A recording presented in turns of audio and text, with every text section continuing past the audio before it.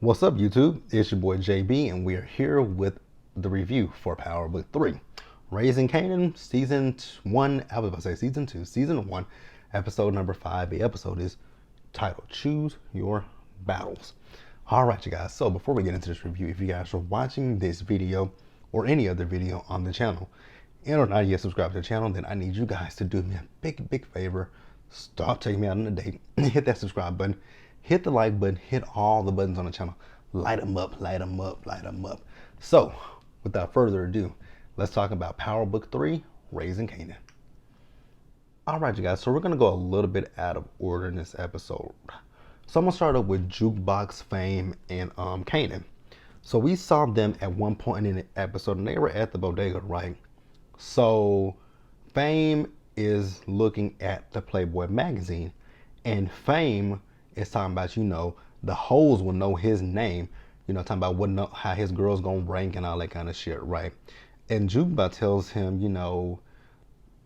it ain't gonna be what you think. Like, you don't know shit about a woman. Like, I know more about a girls than you do. Like, I know how they want to be. I know how they want to be touched, how to please people, X, Y, Z, right? So she said, Juke tells him she knows more about girls than them. She knows what works and what don't, what feels good and how to make someone feel good. I don't know how Fame didn't really catch on to what she was actually saying, but he didn't catch on. So then she also says to them that, out of all three of them, she's the only one that's been with somebody. And Fame felt some type of way, like you was with some nigga and you didn't tell me. See, I have an issue with Fame saying nigga. But he was like, you was with some nigga and didn't tell me? Like, you didn't let us, like, I didn't know? Like, I was supposed to be the first. Who gave you that right, Fame, to be the first?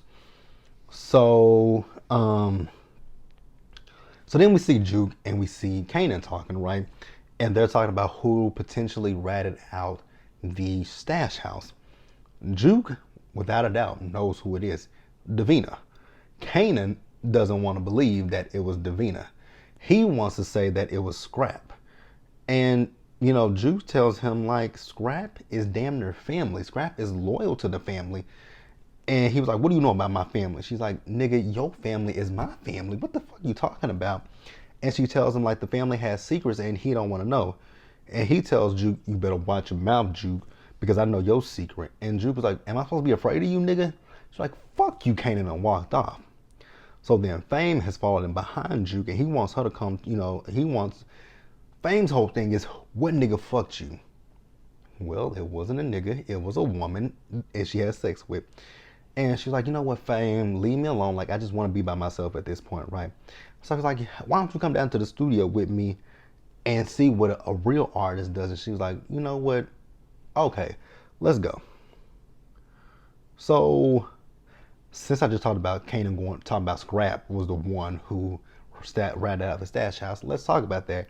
So Kanan, he pulled up on Scrap saying that, I thought you was sick. And Scrap was like, nigga, why you even worried about me? He says, the stash house got hit and it didn't get hit by itself.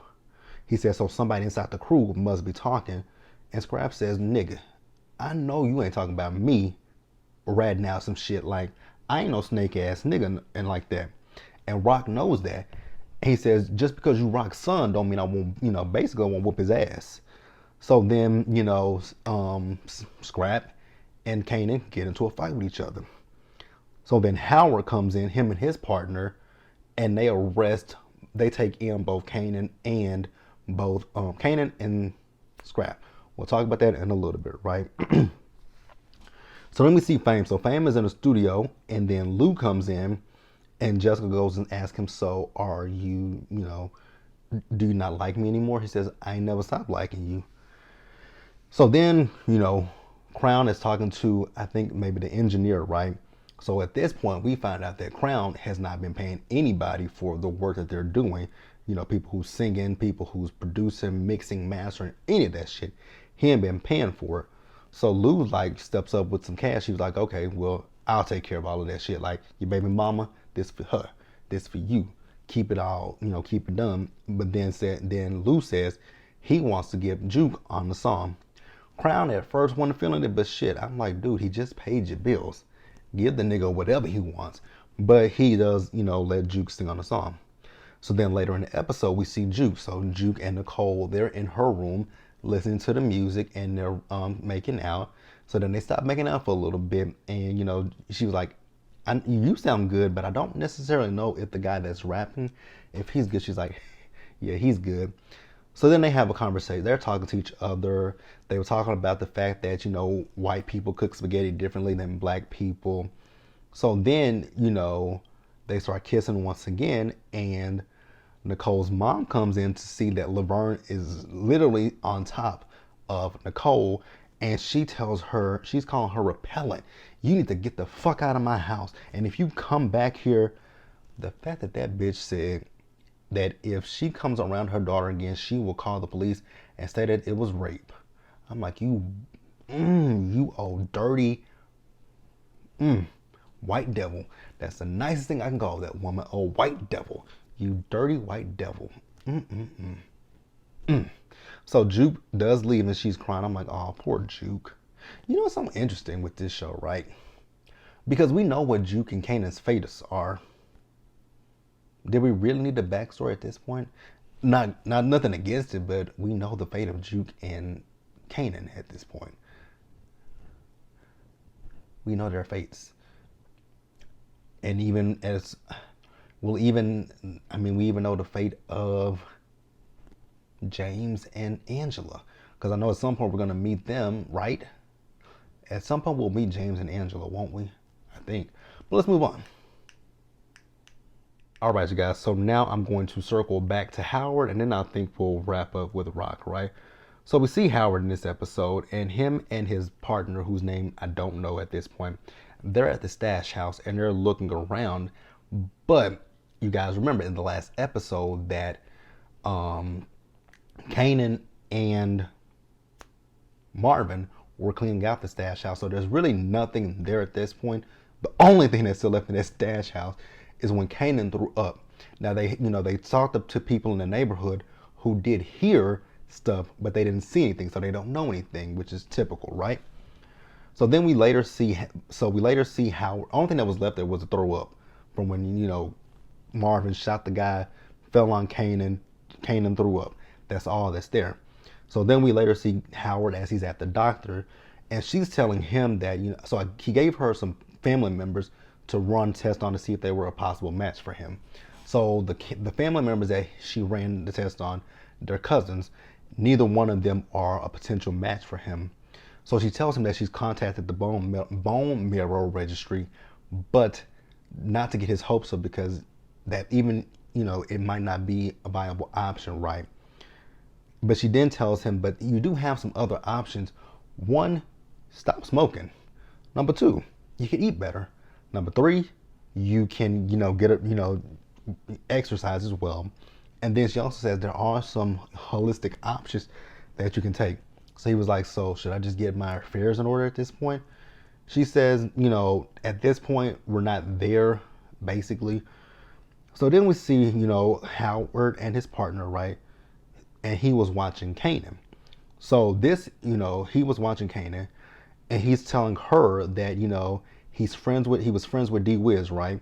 He went to high school with Buck 20, and then his mom is, a known drug trafficker. So he's basically a link to every cold case they have. So they followed him, right? And this is when they picked him up for the fight with Scrap. So then we see them back down at the the police station. He's at Howard's desk. His lip, he's leaking from the mouth.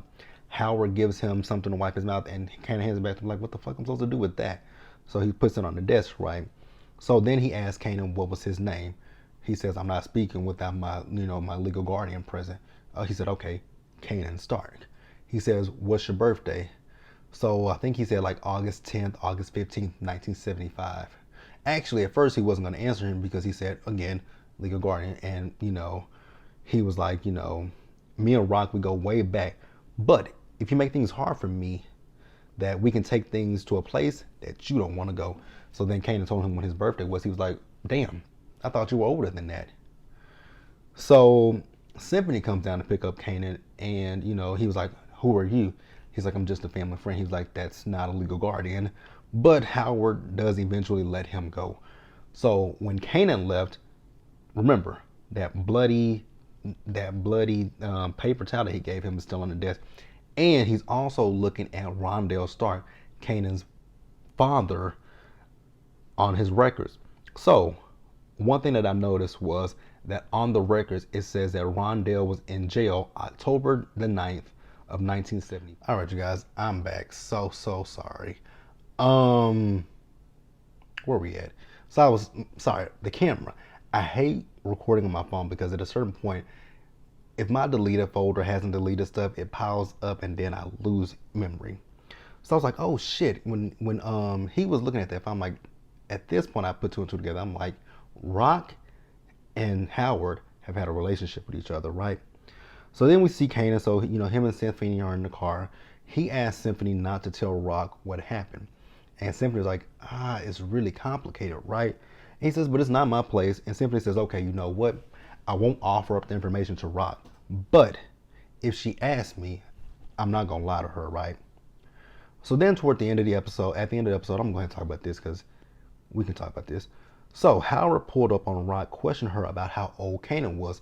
So I guess some years prior, he saw her as she was walking down the street with Kanan in his stroller.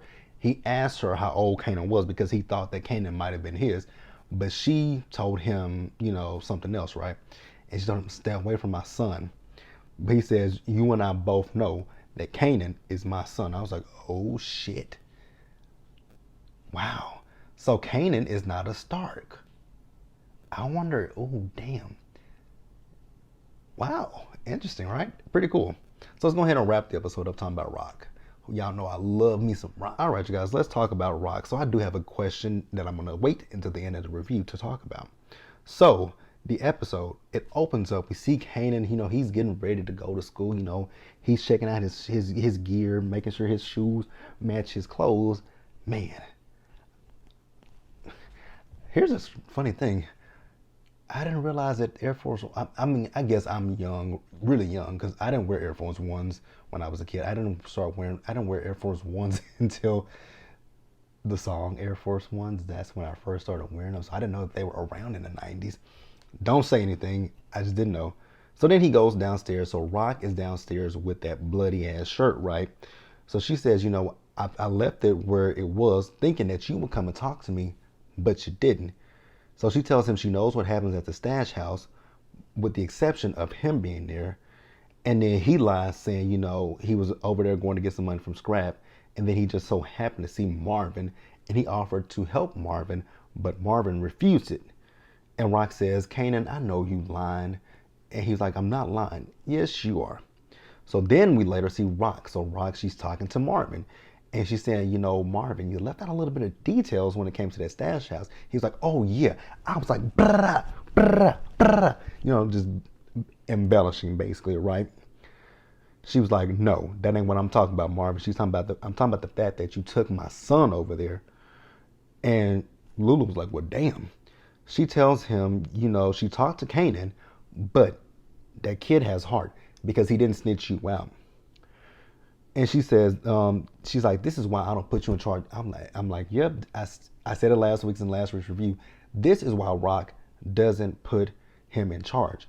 And if Kanan hadn't told us in the first episode that Marvin was the older brother, I would have never guessed it because he just does stupid shit, right? Marvin is headstrong. He actually, when you think about Marvin, right? Marvin gives you a vibe of Tommy because Tommy put himself into positions that he didn't need to be in. Tommy was the muscle. Ghost was the brains. With this one, it's kind of the same situation. Marvin puts himself in some of the dumbest situations, right? So she tells them that they're going on the offense at this point, right? And so they're going to go over to that apartment building that she was at last week's episode. So she tells them she wants to get in Nick's head. She wants to know what he's going to do before he does it, and that she doesn't want a war. But at this point, she's not laying low because, they lost a product to Nick. So then we later see in this episode, we saw Kanan, and he was in Symphony's class, right? And Symphony is giving Kanan his props, with the way that he pays attention to detail. And Kanan says that the class was not as bad as he originally thought it would be. And Symphony, as always, he's giving a lecture when class is over. So then we see Marvin. So Marvin is starting to question, he's questioning Rock, but Lou tells him actually no, he was questioning Lulu about his loyalty to Rock, talking about like he's a step and fetch, right? And Lulu was like, if you kept better secrets, that he'd be better off. So we find out that actually Marvin went to prison for something, right? And Lulu tells Marvin, like, I'm not dying. I'm not going to prison over your stupid shit, right? So that's when Marvin calls him a step and fetch nigga for Rock. So then he calls him a fake ass Quincy Jones. And he says, I heard Juke on the phone and she was talking about Crown. And he said, basically, Marvin said the same thing that I said last week's review, that Lulu, you might want to watch a girl, because I'm sorry to tell you, but I'm pretty sure at some point Crown is gonna fuck your girl. Just put it out there, right? So then Lulu came back 10 times, came back harder, right? He says, but your song is of some nigga your song is of a New York Knicks nigga fucking his baby mama and turned her out to the whole league. I was like, well, god damn. So then Lulu and Marvin are fighting at this point, and the cops have to come by and tell them break it up. So then we see Rock. So Rock, remember, like I said, Rock told Marvin that they're going over to the apartment, right? I did not realize that. I mean, I remembered in last week's episode that the landlord told Rock that people were still living in them apartments, so he really couldn't put people out. But he said he would figure something out, right, when she gave him the money. So in this episode, they're in an apartment. I'm like, wait a minute, this apartment is fully furnished. I'm like, does somebody? I didn't think about it until the man walked. I'm like, I figured it, but I didn't think it. This man is like, I'm not leaving. So then when he said he wasn't leaving, the muscle went and beat his ass up, but they told him to stop. So he left out, right? Marvin and the guy left, and the landlord left out, right? But when they came back, Marvin was like, world do that. She's like, you want to get some boxes, you gonna help him pack up. So what she's gonna do is she's like, I'm gonna take the apartment down. And the landlord's like, it's still somebody in there. He still has 8 months on his lease, right? And not Lulu, but Rock was like, figure that shit out. Figure it out. Because what she's gonna do is she's gonna build a chute. So if the police fuck with them in that apartment, all they have to do is just throw their product down the chute into the other apartment. And Marvin's dumbass asked her when she gonna move into it. Why would she move into it? So what she's doing is she doesn't want to, at this point, she's not fighting over, the corners or any of that shit. She'll be able to see what's going on the street, and she'll be looking at Unique. So then we're gonna talk about this scene. So Kanan, he went to his room, right? He was looking for his gun because he was gonna go for what's his name again? Scrap. So Rock comes in his room saying that she talked to Marvin, and she don't want to know any more than she already does. And he tells her he feels like she's playing him, and one day she's playing him. One day he's in, one day he's out. And he tells her that he wants to learn how to cook. She was like, what you want to learn how to cook? He's like, well, I already know how to make spaghetti and meatballs. So I'm like, oh, he wants to learn how to cook crack. Ooh. Now I will say one thing about Rock. We'll talk about it in just a little bit. So she asked him what's going on. He tells her he was just coming upstairs to get some quarters. She says to go to the pizza place. She says, okay, I'll drop you off. So then we see her as she's at the bodega. So the owner of the bodega, he at this point wants more money from him since he's risking so much. She's like, we already made a deal and we shook on it. Now, if you want to renegotiate the deal, we throw hands, and you don't want that with me. So what's up? He's like, we got a deal. She's like, I thought so. So then later in the episode, we saw Rock. So after Scrap got out of jail, she pulled up on him. He's like, man, your boy rolled up on me, Rock. And he rolled up on me in front of the hood, and I got to represent. So she tells him to get in the car, and we didn't see anything else from that, right?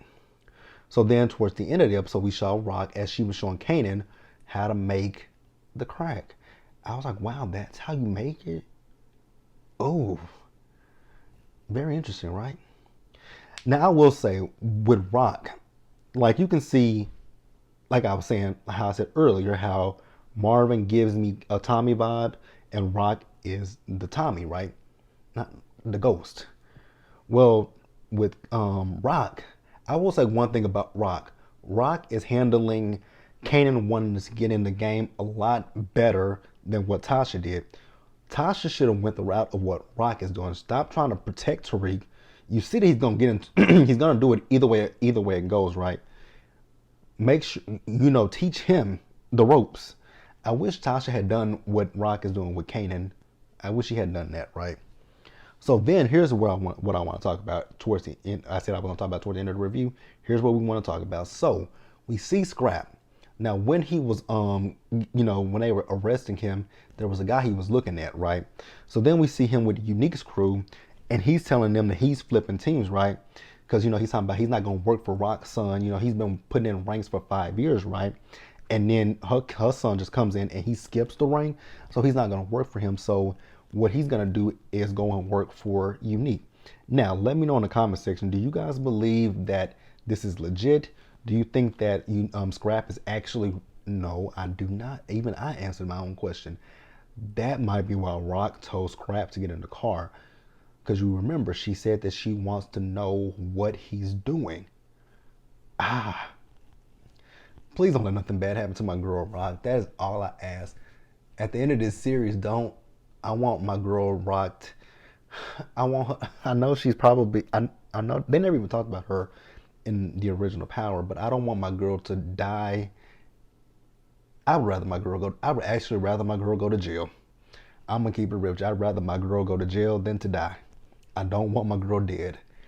I don't want my girl dead. I really don't. Writers, don't kill my girl. Please don't. Please don't kill my girl. If y'all kill anybody, y'all can take Marvin. But that's the episode, you guys. Let me know what you guys thought about it. Leave your comments in the comment section below and subscribe to the channel and hit the notification bell button so you guys are aware of when I drop anything else, and share the video. And until the next one, stay safe, you guys. Take care of yourselves. Remember, wash your hands, wear a mask, and socially distance, you guys, and be blessed. And I'll catch you guys later.